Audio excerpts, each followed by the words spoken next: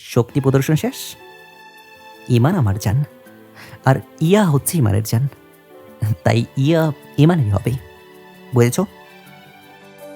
ইমান ভাইয়ার ভালোবাসার প্রমাণ তো দিবেন নাকি? প্রথমত ভালোবাসার প্রমাণ হয় না, আর যদি হয়ও তবু তোমার মতো পিচ্চিকে দেওয়া আর না দেওয়া সমান। আমি মোটেও পিচ্ছি না। 18, নো নো নো নো 18+। খুব ভালো, কালকে ইয়াকে নিয়ে ভার্সিটিতে ব্যাক সাইডে চলে আসবে, ওকে? পারবো না। যদি নিজের দাঁত অক্ষত রাখতে চাও তবে আনবে, যদি ঝামেলা পাকাও না। বলে নীর মেরিনের সোনামোনাকে নিয়ে গেল। শোনামো না? ওদেরকে পাবে না, বুঝেছ? ও ক্ষীর ক্ষীর, ও স্ট্রবেরি ক্ষীর, আমার সোনামোনাকে দিয়ে দিন না। স্টপ, আমার সোনামোনা। শাট আপ, কালকে ওদের পেয়ে যাবে। আমি রাতে ঘুমাবো কিভাবে? তুমিই জানো। আর হ্যাঁ শোনো, কালকে ইয়াকে তুমি শাড়ি পরে আসতে বলবে, নীল রঙের উইথ ম্যাচিং অর্নামেন্টস। আর তুমি বলেও প্যাকেট হয়ে আসবে না, সাদা রঙের গাউন পরে আসবে। হ্যাঁ কেন? কারণ ওভাবেই তোমাকে দেখা হয়নি। কি? কিছু না, গরম পোশাক পরবে না, ওকে? পারবো না, এত সোনামনাকে চাও? মেরিন মাথা নাড়িয়ে হ্যাঁ বলল। Good girl. আর হ্যাঁ, যদি ইয়ার মাথাটা নষ্ট করো না তবে মাইন্ড ইট।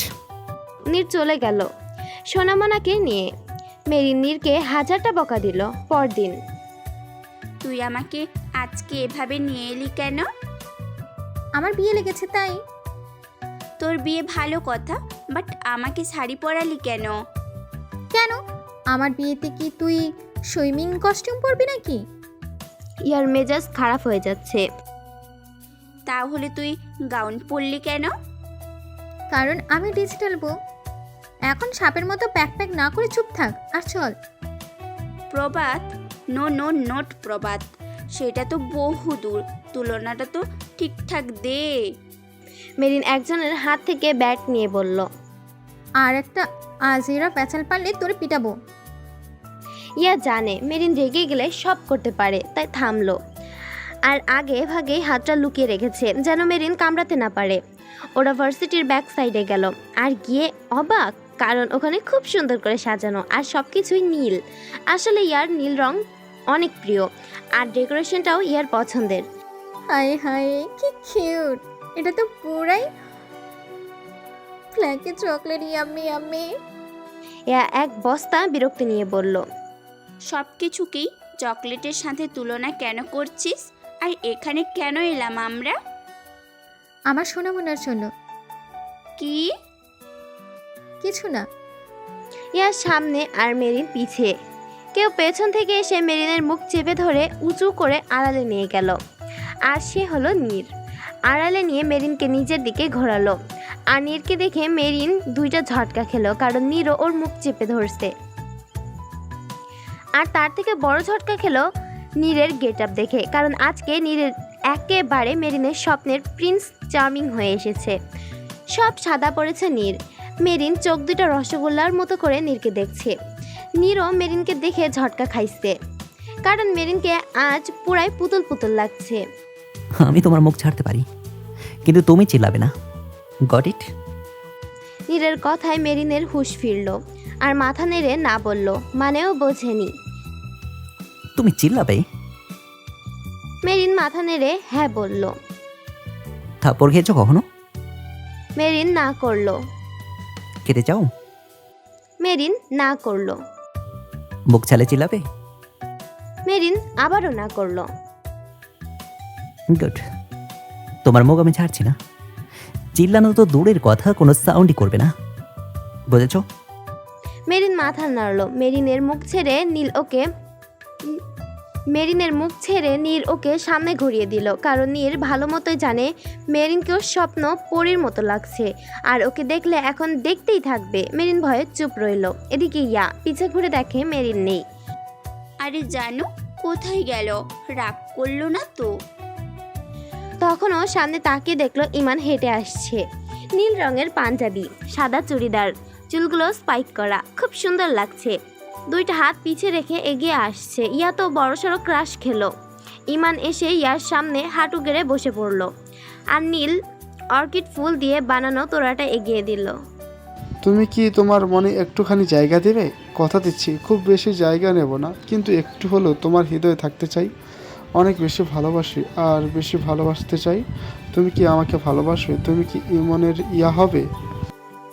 ইয়া আর কি বলবে, ওর চোখে তো খুশিতে পানি চলে এলো। তো তুমি কাঁদছো কেন? হার্ট করলাম বুঝি? I am sorry. আগে যদি জানতাম যে তুমি এতটা হার্ট হবে তাহলে বলতাম না। সরি। ইমান উঠে গেল আর বন্ধুরা সবাই কপাল চাপড়াতে লাগলো। নীর, বলো। আমার ডাউট হচ্ছে। কিসে? ওই শালা ইমান মানুষ তো? Shut up. আচ্ছা ছাগলটা কাঁদছে কেন? দাঁড়ান আমি জিজ্ঞেস করে আসি। একটা থাপ্পড় মারবো। ইমান চলে যাচ্ছে। ইয়ার মনটা কচকচ করছে। আর কিছু না ভেবে জোরে জোরে বলে উঠল, ভালোবাসি, ইমান দাঁড়িয়ে গেল। ভীষণ ভালোবাসি। হব আমি ইমানের ইয়া। ইমান ইয়ার দিকে ঘুরলো, দৌড়ে গিয়ে ইয়াকে জড়িয়ে ধরলো। ইমান দৌড়ে গিয়াকে জড়িয়ে ধরলো। নির্মেরিন দুজনই ওদের জায়গায় নিজেদেরকে দেখছে। আকাশ ফিসফিস করে বলল, মাম্মা, ইমানের তো হয়ে গেল, তোমারটা কবে হবে? জানি না, আমারটা তো 18 বছর বাচ্চা। সবাই সিটি বাজালো, তালি দিল। ইয়া ইমানের খুশি সবাই কেক কেটে পালন করলো।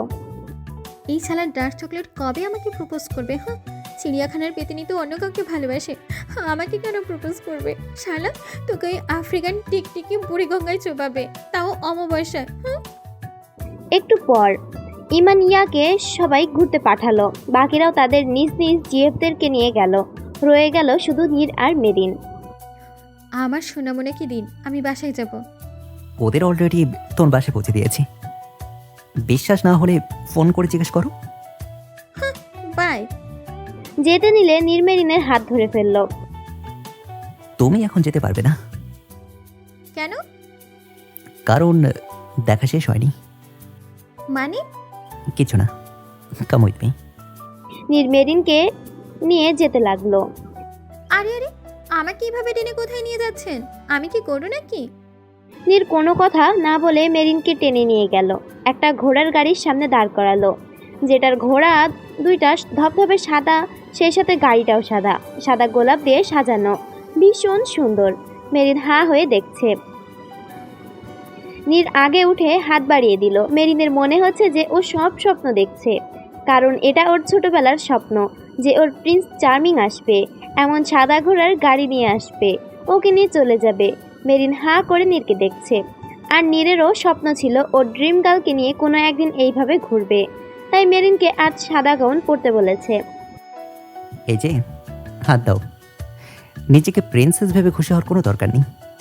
হাত দাও।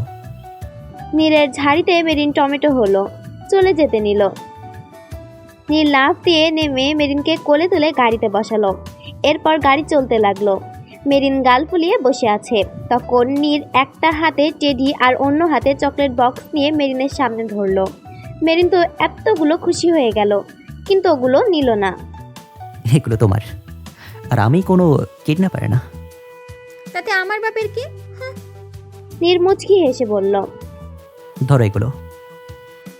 আমার বাবার অনেক টাকা, তাই আমি অন্যটা কিছুই নিই না। বুঝলাম। বলে নীর একটা ফুলের তোড়া এগিয়ে দিল, যেটা ভীষণ সুন্দর। রয়্যাল ফুল মেরিনের অন্যতম দুর্বলতা, আর গোলাপ তো ওর কলিজা। ফুলগুলো নিল আর ঘ্রাণ নিতে লাগলো। নীর অবাক চোখে দেখছে ওর মোহকে। খুব সুন্দর করে সেদিনটা কাটলো তাদের। 3 দিন পর মেরিনের গালে হাত দিয়ে মেরিন গালে হাত দিয়ে বসে বসে কফি খাচ্ছে, কারণ ইয়া তো ইমানের সাথে প্রেম করতে ব্যস্ত। তাই মেরিন একা বসে আছে। তখন রুবেল ধপাস করে এসে ওর পাশে বসলো। মেরিন চমকে গিয়ে আম্মু গো বলল। তার 2 কদম আর দুম করে কফিটা পড়ে গেল। I am so sorry Angel. Kidnapper, তোমার প্রবলেমটা কি বলো তো? টেবিলে তো রফা দফা করলেই, সাথে আমার চেহারাও। আর এঞ্জেল কে? হ্যাঁ, হুম? আমি তোর মুখ মুছে দিচ্ছি। কেন? আমার কি হাত নেই? রুবেল খপ করে একটা টিস্যু ন্যাপকিন দিয়ে মেরিনের গাল পরিষ্কার করতে লাগলো। আর ঠিক তখনই নীর এলো। এমন দৃশ্য দেখে নীরের মাথা খারাপ হয়ে গেল। রেগে ওখান থেকে নেমে চলে গেল। একটু পর মেরিন হেঁটে যাচ্ছে, তখন নীর খপ করে ওর হাত ধরে একটা ফাঁকা রুমে গেল। মেরিনকে দেয়ালে ঠেকালো। আপনার আর বলতে পারলো না। নীরের চোখ দেখে রুবেলের সাথে এত কিসের কথা, হ্যাঁ? আর যেন কখনো রুবেলের সঙ্গে কথা বলতেও না দেখি। Got it? দাঁড়ান মিস্টার স্ট্রবেরি ক্ষীর,